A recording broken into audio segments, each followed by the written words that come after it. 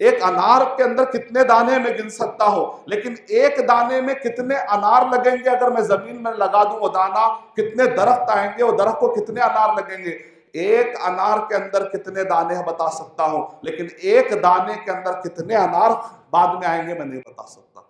मैं बता सकता हूं कि फुल वक्त एक मुसल्ले को कितना लगेगा, लेकिन एक मुसल्ले पर कितने लोग नमाज पढ़ के आपको खबर में और हशर के मैदान में सवाब और नेकियां भेजेंगे, मैं उसके बारे में नहीं कह सकता। इसको कहते हैं अनगिनत फायदे।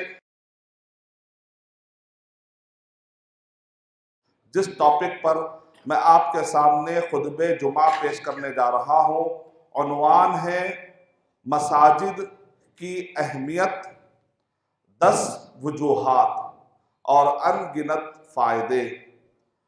अगर आप किसी आम इंसान से पूछेंगे, क्योंकि तकरीबन मैं 20 साल से भी ज़्यादा इस फील्ड में हूँ, मेरे पास जब आम आदमी आता है ये सोच लेकर कि मैं मस्जिद में इन्वेस्ट करना चाह रहा हूँ, खर्च का लफ्ज़ इस्तेमाल नहीं कर रहा हूँ, क्योंकि खर्च का मतलब होता है कंजम्पशन, खाया पिया आपने उड़ा दिया। इन्वेस्टमेंट का मतलब होता है इस्तिस्मार, पैसा लगाना, यानी जिसका आरओआई होता है, जिसका रिटर्न ऑन इन्वेस्टमेंट। आप कहते हैं इसके ऊपर मुझे क्या मिलेगा, तो मस्जिद में मैं इन्वेस्टमेंट की बात कर रहा हूं, मैं कंजम्पशन की बात नहीं कर रहा हूं।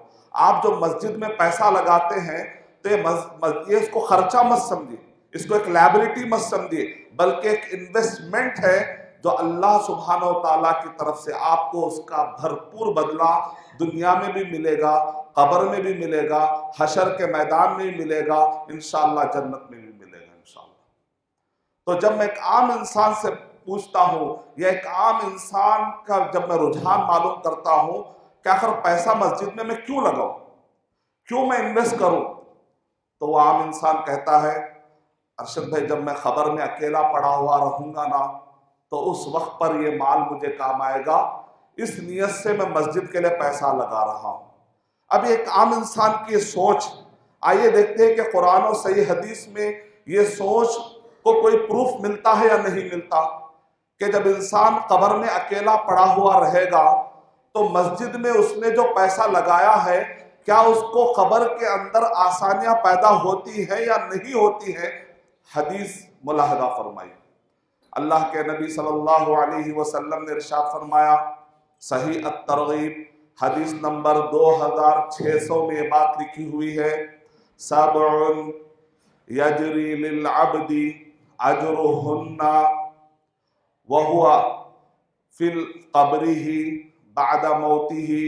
7 ऐसी चीजें हैं बंदे को जिसका अजर जारी रहता है जबकि वो मर चुका होता है और कब्र में पड़ा हुआ होता है।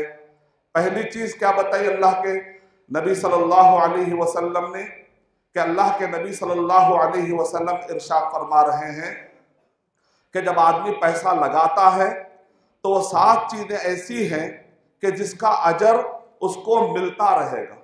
पहली चीज है अल्लमा इल्मन, जिसने इल्म सिखाया। आपको जो भी मालूम है किसी को बता दीजिए, अपने बीवी को, अपने बच्चों को, अपने घर वालों को। आपके मरने के बाद भी अगर वो उस इल्म से फायदा उठाता रहेगा तो उसका अजर आपको खबर में मिलेगा। अल्लमा इल्मन औ करा नहरन, या जिसने नहर खोल दी इंसानों के लिए, एक नहर जारी कर दी। आप जानते हैं माजी में बड़ी बड़ी नहरें मुसलमानों ने बनाई। जुबैदा नामी एक मलिका थी, एक शहजादी थी कि जिसने अपने सरफे खास से पैसों से उसने नहर जारी की और उसने कहा किसी को नहीं बताना कि मैं कितना खर्च किया मैंने। जब उन्होंने देखा कि अरफात के मैदान में लोगों को पानी नहीं है, जब वो हज करने आई थी तो हुनैन और 34 किलोमीटर पर एक जगह पर पानी था और 18 किलोमीटर पर एक पानी था। कहा कि वहां से नहर खींच कर लाई जाए। आज भी आप अरफात के मैदान में देखेंगे मिना में तो आपको वो पानी का किला आज भी नजर आएगा आपको। और बगदाद से लेकर मदीना तक और मक्के तक एक रास्ता बनाया गया था और वो रास्ते में जगह जगह जगह जगह जगह पानी जमा होने के लिए एक जगह बना दी गई। बारिश होती या कहीं पहाड़ों पर बारिश होती या कुछ होता तो वहां का पानी आकर जमा होता। हाजी जो पैदल जाते कहीं थक जाते तो उनको पानी का इंतजाम जगह जगह होता था, और आज तक पूरे इंसान उन नहरों को और वो झीलों को पानी के तौर पर इस्तेमाल कर रहे हैं। क्यों? अल्लाह के नबी सल्लल्लाहु अलैहि वसल्लम ने जो हदीस बयान की है, मुसलमान हमेशा उस पर अमल करते हैं। अल्हम्दुलिल्लाह आज के दौर में बहुत सारे नाम ले आते हैं, स्वच्छ भारत, लेकिन हम मुसलमान पहले से इस पर अमल करते आ रहे हैं। औ करा नहरन, जिसने नहर लगा दी, औ हफरा बिरन, जिसने कुआं खोद दिया, व औ गरसा नखलन, जिसने दरख्त लगा दिया। उसके बाद क्या करें? औ बना मस्जिदन, अगर जिसने मस्जिद को बना दिया, औ वर्रता मुसहफन, और जिसने एक मुसहफ किसी को गिफ्ट कर दिया, औ तारका वलदन यस्तगफिरु लहु बअद मौतिही, और किसी ने अपने लड़के को इस हालत में छोड़ा कि वो लड़का उसके मरने के बाद भी अपने अब्बा के लिए दुआ करता रहा। अगर आप अपने बच्चों को साइंसदान बनाते हैं, इंजीनियर बनाते हैं, आलिम भी बना देते हैं, लेकिन आप उसको उतना तरबियत याफ्ता दीनदार नहीं बनाते, तो कल के दिन आपके लिए दुआ कौन करेगा? अल्लाह के नबी सल्लल्लाहु अलैहि वसल्लम ने इरशाद फरमाया, ये 7 चीजें ऐसी है कि मरने के बावजूद भी इंसान को उसके खबर में उसका अजर मिलता रहेगा। ये 7 चीजों में से क्या है? जिसने मस्जिद बनाई। चलिए फिर दूसरा सवाल, फिर एक आम आदमी से पूछा जाता है, भाई आप मस्जिद में अपना पैसा क्यों लगाते हैं? तो वह कहता है, हशर का जो मैदान है, जब सूरज 1 मील, चाहे वो सुरमेदानी की मील हो, चाहे वो किलोमीटर वाली मील हो, जब इतना करीब होगा ना अरशद भाई, तो उस वक्त पर मुझे ये नेकी काम आएगी। अच्छा, क्या इस सोच के लिए प्रूफ है क्या? चाहिए पढ़ते देते हैं। सही बुखारी हदीस नंबर 6806 में लिखा हुआ है, अल्लाह के नबी सल्लल्लाहु अलैहि वसल्लम ने इरशाद फरमाया, सबअतुन युज़िल्लुहुमुल्लाहु यौमल क़ियामती फ़ी ज़िल्लिही यौम ला ज़िल्ला इल्ला ज़िल्लुहु। 7 ऐसे लोग होंगे, अल्लाह ताला एक साये का मालिक है, वो साया अल्लाह ताला अता करेंगे क़यामत के दिन, जबकि कोई साया देने वाला नहीं होगा। उसमें से क्या है? इमामुन आदिलुन, इंसाफ पसंद बादशाह, शाबुन नशअ फी इबादतिल्लाह, एक नौजवान जिसकी जवानी अल्लाह की इबादत में गुजरी, वरजुलुन ज़करल्लाह खालियन फफादत ऐना, और एक आदमी जो अकेले में अल्लाह को याद करता है तो आंसू उससे छलक पड़ते हैं। और उसके बाद क्या कहा जा रहा है? वरजुलुन क़ल्बुहु मुअल्लक़ुन फिल मस्जिद, और एक रिवायत में वो क़ल्बुहु मुअल्लक़ुन बिल मसाजिद, और एक ऐसा आदमी के मस्जिद से जिसका दिल लगा हुआ। अगर मस्जिद होगी नहीं तो बेचारे का दिल कहां से लगेगा? मस्जिद होगी तो दिल लगेगा, अगर मस्जिद होगी तो किसी को अर्श का साया मिल जाएगा। अगर आप मस्जिद तैयार करते हैं, अगर आप मस्जिद बनाते हैं, तो किसी नौजवान, किसी इंसान या किसी औरत का जब उसके मस्जिद से दिल लग जाता है, उस मस्जिद के जरिए से उसे हशर के मैदान में साया नसीब हो जाता है। अगर आप मस्जिद बना कर देते हैं तो कई लोगों के लिए हशर के मैदान में आप बेहतरीन इंतजाम कर रहे हैं। अमेरिका में मैंने ऐसे ऐसे मकामात देखे जहां पर मुसलमान दूर रहना चाहते, कहते अरशद भाई हम नहीं चाहते कि मस्जिद के करीब रहे। क्यों? मुसलमान आते हैं, उनके मेंटालिटी का हमें असर होता है, हम चाहते हैं कि हम अमेरिकन के साथ रहें। दूर हो जाते हैं, मस्जिदों से दूर रहना चाहते हैं कई लोग, मस्जिदों से करीब रहना। मस्जिदों से करीब रहेंगे तो हशर के मैदान में आसानियां होंगी। तो मस्जिद बनाने वाले की कितनी बड़ी फजीलत हो, क्या अंदाजा लगाइए। उसके बाद आगे कह रहे, वरजुलान तहाब्बा फिल्लाह, 2 लोग जो अल्लाह के लिए मोहब्बत करते हैं, वरजुलुन दअतहु इमराअतुन ज़ातु मनसबि व जमालिन इला नफ्सिहा फ़क़ाल इन्नी अख़ाफ़ुल्लाह, और एक आदमी उसको एक मनसब वाली औरत, हसब व जमाल वाली औरत बदकारी के लिए बुलाती है तो वो कहता है मैं अल्लाह से डरता हूँ। वरजुलुन तसद्दक़ बिसदक़तिन ला तअलमु शिमालुहु मा सनअत यमीनुहु, और एक आदमी जब अल्लाह की राह में लगा देता है तो उसका लेफ्ट हैंड को पता नहीं चलता कि उसके राइट हैंड ने कितना अल्लाह की राह में निकाल दिया। अल्लाह ताला हमें बगैर रियाकारी के साथ अल्लाह की राह में इन्वेस्ट करने की तौफीक अता फरमाए। तीसरा सवाल, एक आम आदमी से पूछा जाता है कि भाई मस्जिद में आखिर में क्यों लगाऊं पैसा? तो वो कहेगा भाई वो पुल पुल सिरात जिसको कहते हैं, वो पुल यानी सिरात पे गुजरना है हर एक को। और जहन्नम की एंट्री कैसी होती है? आपको किसी को ले जाकर दरवाजे में छोड़ जाता है, फरिश्ते ले जाकर उसे अंदर पहुंचाते हैं, ऐसा एंट्री नहीं है। जहन्नम की एंट्री बड़ी खतरनाक है। वो पुल पे से जब गुजरते हैं, जो बराबर गुजर नहीं पाता वो गिर जाता है। नीचे कलालीब होते हैं, खैंचियां, उसके पुर्दे पुर्दे परागचे खीमे की तरह होकर जहन्नम में गिरता है। इतनी जिल्लत के साथ उसको जहन्नम में ढकेला जाएगा। तो उस वक्त पर हर एक की फिक्र होगी कि किसी तरीके से पुल पे गुजर जाऊं, ये सिरात पर गुजर जाऊं। तो अगर क्या मस्जिद में खर्चा करने से वो पुल और सिरात पे गुजरने में आसानी होती या नहीं होती? तो आइए देखते हैं हदीस क्या कहती है इस बारे में। आइए देखते हैं कि इस बारे में हमें हदीस में क्या सबक मिलता है। अल्लाह के नबी सल्लल्लाहु अलैहि वसल्लम ने इरशाद फरमाया, अल-मुअजम अत-तबरानी फिल औसत के रिवायत के मुताबिक हदीस नंबर 7149 7149 में लिखा हुआ है कि अल्लाह के नबी सल्लल्लाहु अलैहि वसल्लम ने इरशाद फरमाया, मन सकनल मस्जिदा, जो मस्जिद को अपना ठिकाना बना ले। मैंने मस्जिद ऐसा लगे कि आदमी मस्जिद में रहता है या घर में रहता है। मन सकनल मस्जिदा ज़मिनल्लाहु लहू अर्रूह वर्रहमता वल-जवाज़ अला सिरात। उसके 3 चीजों का अल्लाह ताला कह रहे मैं गारंटी लेता हूं। उसके रूह की हिफाजत की गारंटी मेरी। रूहानी हमले नहीं होते, जादू का हमला नहीं होता, उसके ऊपर किस्म किस्म के गम का, डिप्रेशन का हमला नहीं होता। उसके रूह की जिम्मेदारी मेरी, उसके ऊपर रहमत की जिम्मेदारी मेरी। वल जवाज अला सिरात, पुल सिरात पर गुजरते हुए उसको हिफाजत से पहुंचाने की जिम्मेदारी मेरी। मस्जिद रहेगी तो ये फजीलतें मिलेंगी। मस्जिद बनाएगा आदमी, कि जो आदमी मस्जिद को अपना ठिकाना बना लेगा। अगर मस्जिद होगी नहीं तो मस्जिद को ठिकाना कैसे बनाएगा? जो आदमी मस्जिद में पैसा लगाता है ताकि लोग आकर इस मस्जिद के अंदर अपना टाइम लगाए, तो उसको इतनी बड़ी फजीलत मिलती है, तो मस्जिद के बनाने वाले को कितनी बड़ी फजीलत मिलती होगी, अंदाजा लगाइए। चौथा सवाल एक आम आदमी से पूछा जाता है। चौथा पॉइंट है वजूहात है, ये वजह है क्यों मैं इन्वेस्ट करूं। चौथी वजह और चौथा सवाल आम आदमी से पूछा जाता है कि भाई क्यों, एक आम आदमी पूछता है कि मैं क्यों मस्जिद में अपना पैसा लगाऊं। तो जाहिर बात है, एक आम आदमी कहता है जन्नत में अपना घर बनाना चाहता हूं। तो आइए देखते हैं हदीस क्या कहती है। सही बुखारी हदीस नंबर 450 में ये लिखा हुआ है कि अल्लाह के नबी सल्लल्लाहु अलैहि वसल्लम ने इरशाद फरमाया, मम बना मस्जिदन लिल्लाहि यबतगी बिही वजहल्लाह बनल्लाहु लहू मिस्लहु फिल जन्नह। जो कोई अल्लाह के लिए मस्जिद बनाता है तो अल्लाह सुब्हानहू व तआला उसी जैसा, जिसने जितना इन्वेस्ट किया उतने लेवल का घर, जितने लेवल का उसने इन्वेस्ट किया उतने लेवल का उसको घर जन्नत में मिल जाएगा।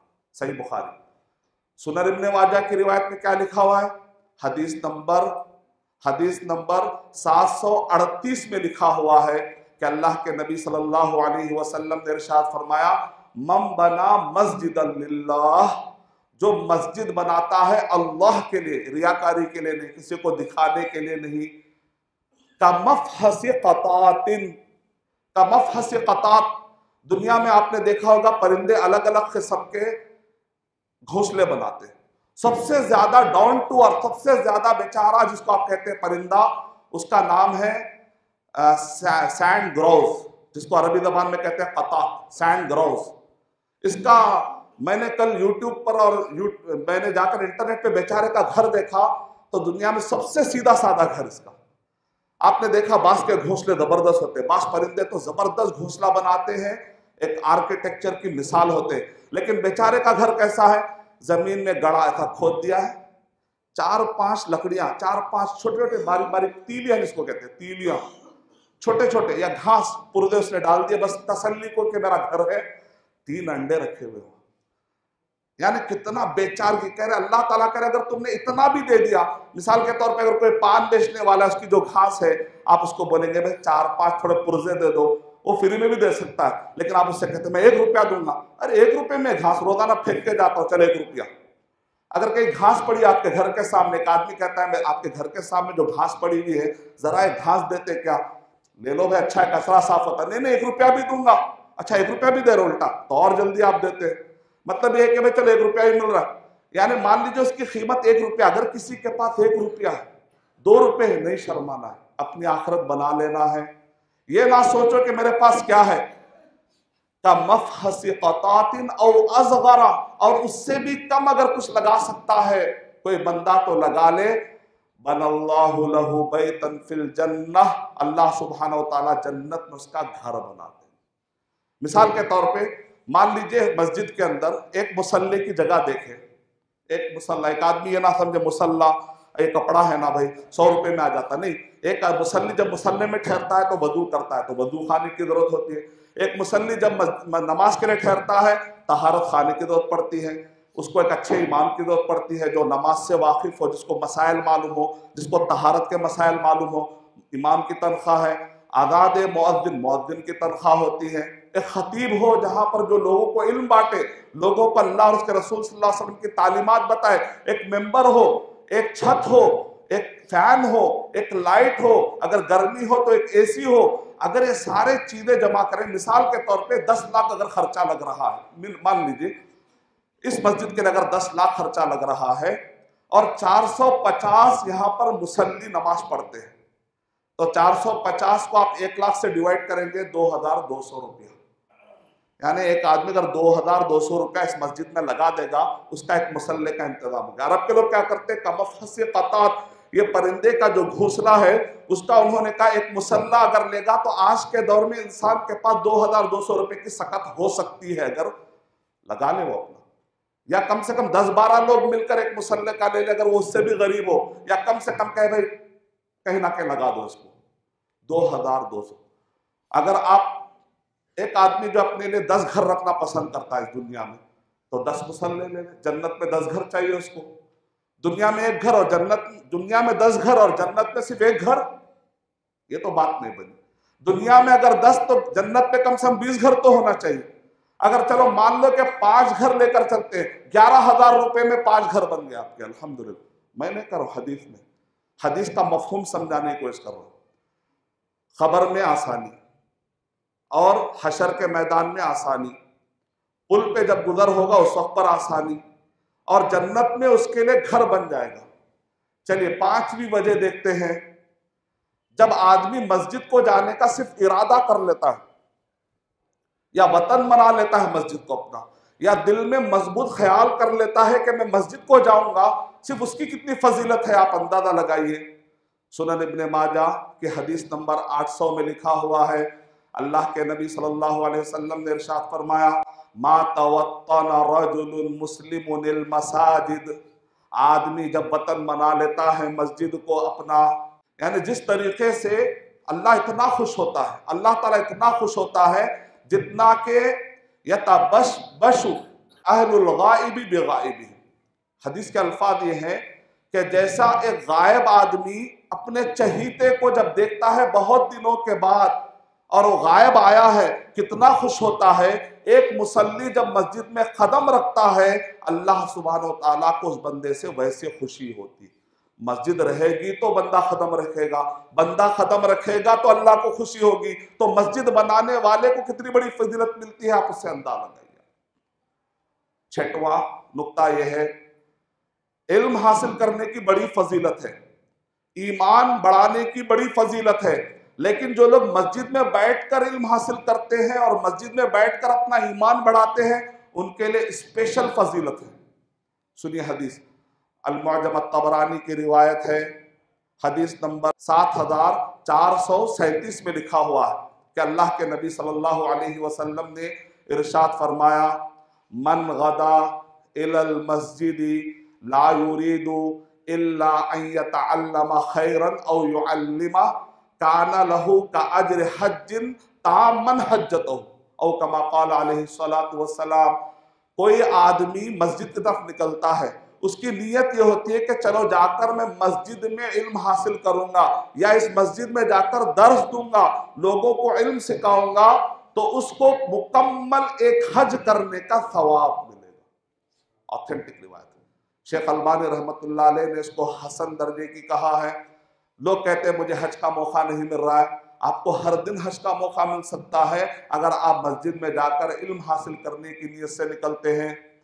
सही मुस्लिम की रिवायत है, हदीस नंबर 803, अल्लाह के नबी सल्लल्लाहु अलैहि वसल्लम ने इरशाद फरमाया, अफला यग़दु अहदुकुम, क्या तुम में से कोई आदमी ये ख्वाहिश क्यों नहीं करता कि वो मस्जिद की तरफ जाए और जाकर इल्म हासिल करे और यअलम औ यक़रा आयतैन मिन किताबिल्लाह, घर में बैठकर नहीं, मस्जिद में जाकर 2 आयतें, सिर्फ 2 आयतें, कुरान खोलकर 2 आयतें मस्जिद में बैठकर पढ़ता है तो कह रहे हैं कि 2 ऊँटनियां अल्लाह की राह का उसको सवाब मिलेगा। अब जितनी आयतें पढ़ेगा उतनी ऊँटनियां, अगर उसने 3 तो 3 ऊँटनियां, 4 तो 4 ऊँटनियां, अगर पूरा पारा पढ़ ले आप, कई आयतें पढ़ ले तो उतने ऊँटनियां अल्लाह की राह में खैरात करने का आपको सवाब मिलेगा।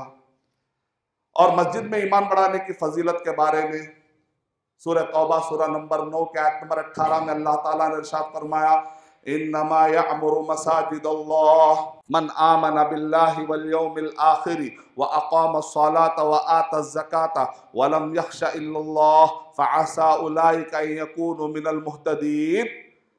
मस्जिद तो वो तामीर करते हैं, तामीर 2 तरह की होती है, एक होते नमाज पढ़ के आप आबाद करते हैं, दूसरी तामीर यह होती बनाकर। 2 तरीके से, एक तो आप इसका स्ट्रक्चर बनाते हैं, दूसरा यह है कि नमाजियों के जरिए से मस्जिद भरी भरी रहती है। 2 तरह की अगर कोई तामीर करता है तो ये कौन करता है? जो ईमान वाला होता है, जिसको अल्लाह पर ईमान है, जिसको आखिरत पर ईमान है, जो नमाजी होगा, जो ज़कात अदा करेगा, वही आदमी मस्जिद को तामीर करेगा। जिसके अंदर ये क्वालिटी नहीं रहेगी वो मस्जिद को मामूली समझेगा। मस्जिद में आने से मुनाफकत से पाक होने की दलील समझी जाती थी सहाबा इकराम के ज़माने में। नबी सल्लल्लाहु अलैहि वसल्लम के ज़माने में अगर कोई आदमी मस्जिदों की पाबंदी करता था, कहते थे आदमी मुनाफिक नहीं है, क्योंकि मस्जिद को आना, उस ज़माने मुनाफिक मस्जिदों में नहीं आते थे। तो मस्जिदों को आना जाना, मस्जिदों से ताल्लुक़ रखना इस बात की अलामत है कि आदमी के अंदर निफाक नहीं है, क्योंकि आदमी अपना पैसा कहाँ लगाता है? जहाँ दिल से उसके बारे में उसको यकीन होता है। अगर उसको अल्लाह और आखिरत पर यकीन होगा तो जरूर मस्जिद में अपना पैसा लगाएगा। उसके ईमान की गवाही दी जा रही है। अल्लाह सुब्हानहू व तआला हमें इल्म और ईमान मस्जिद में बढ़ाने की स्पेशल फजीलत हासिल करने वाला बनाए। और उसके बाद ये 6वीं वजह थी। अगर आप आगे बढ़ते हैं, 7वीं वजह, नमाज मस्जिद में पढ़ने की एक स्पेशल फजीलत है जो आपको बाहर शायद नहीं मिल पाएगी। मस्जिद के लिए एक अलग फजीलत है। जमात से पढ़ने की, अकेले आप नमाज पढ़ ले सकते हैं, लेकिन जमात से पढ़ने की अलग फजीलत है। और जमात के बारे में अल्लाह के नबी सल्लल्लाहु अलैहि वसल्लम ने क्या इरशाद फरमाया? कुछ लोग हैं हमेशा अकेले रहना चाहते, कहते हैं ये मुस्लिम मेंटालिटी का मैं असर लेना नहीं चाहता। ऐसे कुछ मुसलमानों से मैं मिला हूँ लिबरल, वो कहते हैं मुस्लिम मेंटालिटी से मैं दूर रहना चाहता हूँ, ये मैं एशिया लेवल के लोगों से दूर रहना चाहता हूँ, मैं एडवांस लोगों के साथ रहना चाहता हूँ, मस्जिद से दूर। अल्लाह के नबी सल्लल्लाहु अलैहि वसल्लम ने इरशाद फरमाया कि फ़अलैका बिल जमाअ, तुम जमात के साथ रहा करो। न मस्जिद को आते हैं तो लोगों से मिलते हैं, आपको इज्तिमाइयत मिल जाती है। फ़इन्न ज़िबा याकुलुल क़ासिया, क्योंकि भेड़िया अकेले जानवर को खा लेता है, यानी शैतान अकेले को खा लेता है। तिरमिज़ी शरीफ की रिवायत है, अल्लाह के नबी सल्लल्लाहु अलैहि वसल्लम ने इरशाद फरमाया कि फ़इन्न शैतान मअल वाहिद, शैतान अकेले के साथ होता है। फ़हुवा लिल इस्नैनि अबअद, जब 2 होते हैं तो शैतान दूर रहता है। जितना ज्यादा इज्तिमाइयत रहेगी उतना ज्यादा शैतान दूर रहेगा। इसीलिए अकेले सफर करने से भी मना किया गया। अगर आप सफर में कोई हो तो किसी अच्छे दीनदार को दोस्त बना लीजिए, अकेले सफर करने से भी मना किया गया। मजबूरी है तो बहरहाल बात अलग है। तो अकेले अकेले होते होते आदमी बेनमाजी हो जाता है। इसीलिए इज्तिमाइयत, लोगों से मिलते जुलते रहना चाहिए। और जमात के साथ नमाज पढ़ने की फजीलत क्या है? अल्लाह के नबी सल्लल्लाहु अलैहि वसल्लम ने इरशाद फरमाया, सही बुखारी हदीस नंबर 645 के हवाले के मुताबिक, सलातुल जमाअती खैरुन मिन सलातिल फर्दी ब27 दर्जा। क्या अकेला आदमी नमाज पढ़ता है, एक आदमी जमात के साथ नमाज पढ़ता है। जो आदमी जमात के साथ नमाज पढ़ता है उसको 27 दर्जे ज्यादा सवाब मिलेगा। और एक रिवायत में है 25 दर्जे ज्यादा सवाब मिलेगा। इब्ने तैमिया रहमतुल्लाह अलैह से पूछा गया, कभी 25 कहा जा रहा है, कभी 27 कहा जा रहा है, क्या मतलब है? तो इब्ने तैमिया रहमतुल्लाह अलैह कहते हैं, कभी पढ़ने वालों के ईमानी कैफियत कम होती है तो 25 हो जाता है, कभी पढ़ने वालों की ईमानी कैफियत रियाकारी से पाक होती है और पूरे जबरदस्त जज्बे से नमाज पढ़ते हैं तो 27 दर्जे बढ़ जाता है। और कभी जमात के तादाद के हिसाब से भी कमी और बेशी होती है। वल्लाहु आलम, अल्लाह ताला बेहतर जानते हैं। यह हो गया 7वां नुक्ता।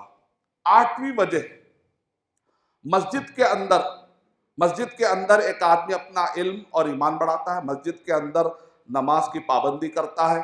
अब एक आदमी मस्जिद के अंदर सिर्फ कुरान पढ़ता है, इसकी फजीलत क्या है देखते हैं। सही मुस्लिम हदीस नंबर 2699 के हवाले के मुताबिक, मज्तमा कौमुन फी बैतिन मिन बुयूतिल्लाह, कोई कौम अल्लाह के घर में जमा होती है और उसकी नीयत क्या होती है? यतलूना किताब अल्लाह, अल्लाह की किताब की तिलावत करने के लिए जमा हुए हैं। आप तिलावत करते हैं। वयतदारसूनहु बैनहुम, और एक दूसरे को कुरान सीखते और सिखाते हैं। तिलावत, तजवीद, माना, कई एतबार से आप सीखते और सिखाते। घर में सिखाते होंगे आप, दावा सेंटर में सिखाते होंगे, वो अलग बात है, मदरसे में सिखाते होंगे आप, स्कूल में सिखाते होंगे, लेकिन मस्जिद में जमा होकर आप एक दूसरे को सिखाते, इसकी स्पेशल फजीलत बताई जा रही है। तो ऐसे लोगों को 4 फजीलतें मिलती है।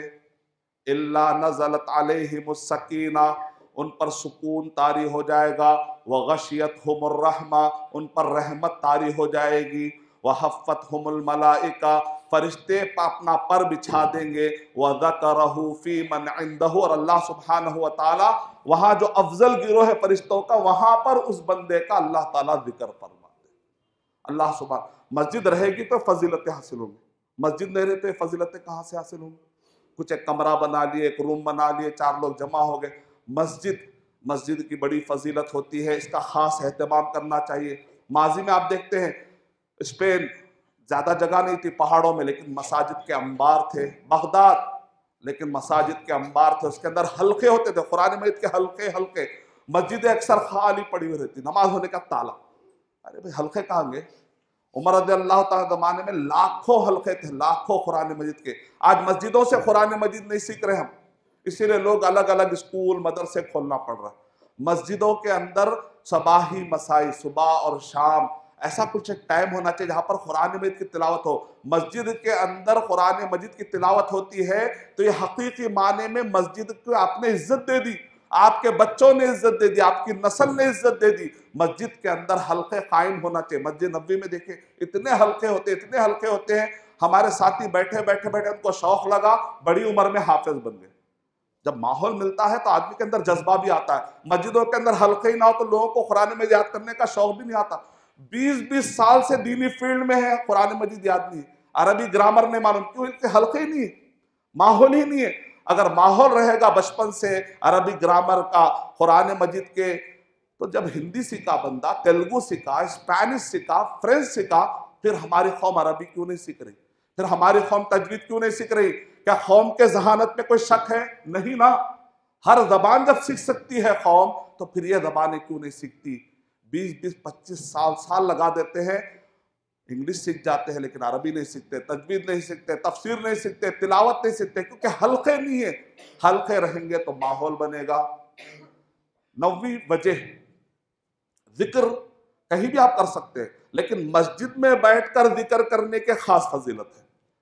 सूरह नूर, सूरह नंबर 24 के आयत नंबर 36 और 37 में लिखा हुआ है, फी बुयूतिन अज़िनल्लाहु अन तुरफ़अ व युज़करा फ़ीहा इस्मुहु युसब्बिहु लहू फ़ीहा बिलग़ुदुव्वि वल आसाल रिजालुन ला तुल्हीहिम तिजारतुन वला बैउन अन ज़िक्रिल्लाहि व इक़ामिस सलाति व ईताइज़ ज़काह यख़ाफ़ूना यौमन ततक़ल्लबु फ़ीहिल क़ुलूब वल अबसार। कहते हैं अल्लाह के घरों में जिक्र के लिए जमा होते हैं। ये कौन लोग होते हैं?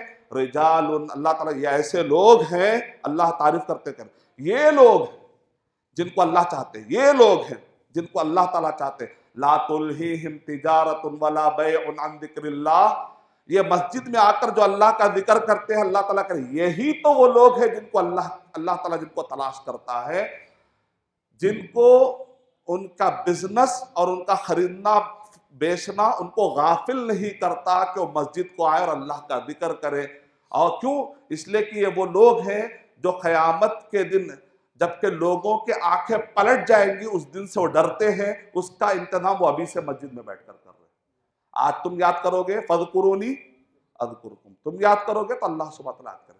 आखिरी जो वजह है, मस्जिदों की बड़ी फजीलतें हैं, अगर आप उसको जान लेंगे, मस्जिद खुबा है, उम्रे का सवाब मिलेगा। मस्जिद नबवी के बारे में अल्लाह के नबी सल्लल्लाहु अलैहि वसल्लम इरशाद फरमा रहे, सलातुन फी मस्जिदी अफदलु मिन अल्फी सलातिन फीमा सवाह इल्लल मस्जिदुल हराम। मेरी इस मस्जिद में अगर कोई नमाज पढ़ेगा तो उसको दूसरे मस्जिदों में नमाज पढ़ने के मुकाबले में 1000 नमाजों का सवाब मिलेगा, सिवाय मस्जिद हराम के। और मस्जिद हराम के बारे में क्या कह रहे?